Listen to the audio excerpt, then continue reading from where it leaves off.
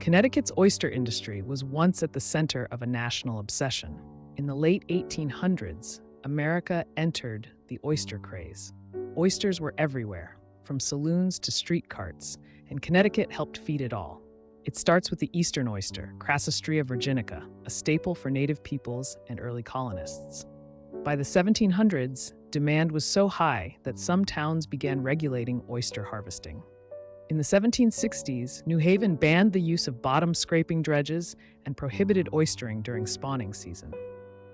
By the 1800s, Connecticut wasn't just harvesting oysters, it was farming them.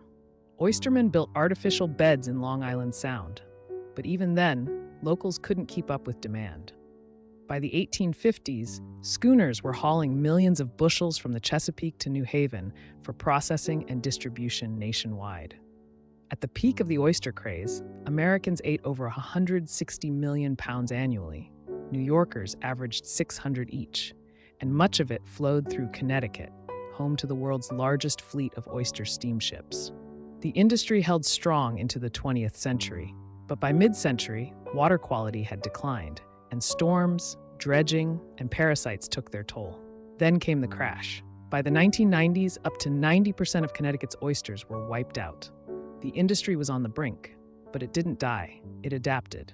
Aquaculture stepped in. Scientists bred parasite-resistant oysters. Farmers raised them in hatcheries, then transferred them to floating cages. The result? Bigger, cleaner oysters, and cleaner water too. Today, Connecticut's oyster farms generate millions in revenue and supply some of the best restaurants in the country. From Mystic to Norwalk, a centuries-old industry is making a comeback.